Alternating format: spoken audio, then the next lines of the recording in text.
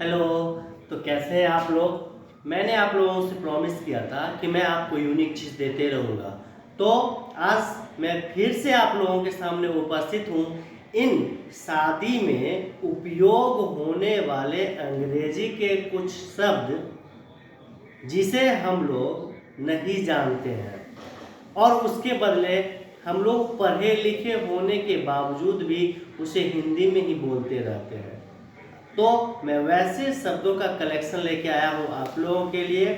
आप उसे देखें, समझें और एक डायरी में नोट कर लें और याद भी कर लें, और जहाँ भी जाए इस क्लास को याद करें और इन सभी शब्दों का उपयोग करें।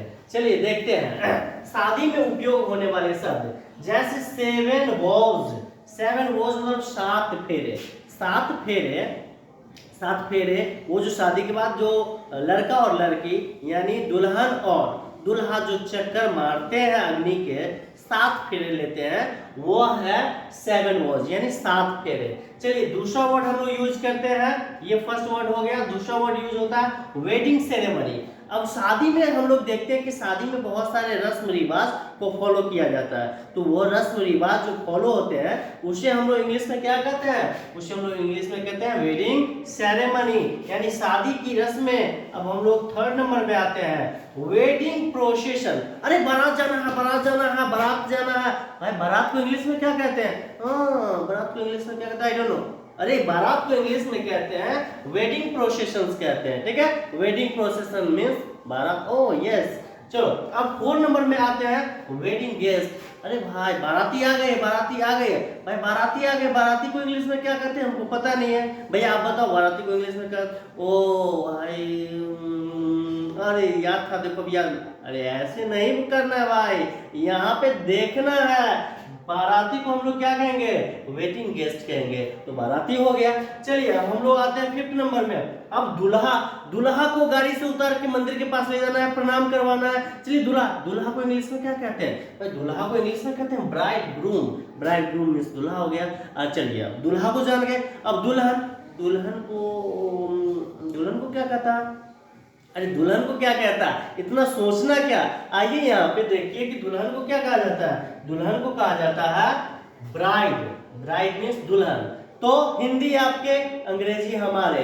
हिंदी आप दो, अंग्रेजी हम देंगे। ये मेरा प्रॉमिस है। मैं आपको सिखाऊंगा, मैं आपको बोलवाऊंगा और मैं आपसे अंग्रेजी बोलवा के रहूंगा। मेरा कहना है हिंदी आपके, अंग्रेजी मेरे। अब ससुराल। अब शादी हो गई, लड़की कहाँ गई? ससुराल गई। या कहाँ जाना है? ससुराल जाना है। लड़का को कहाँ जाना है? ससुराल जाना है। भाई ससुराल जा रहे हो, लेकिन ससुराल को इंग्लिश में क्या कहते हो? अगर मान लो अगर आपसे कोई ससुराल में आपके छोटे साले हो या साली हो, अगर आपसे ससुराल को इंग्लिश में पूछ दिया तो आप क्या करोगे?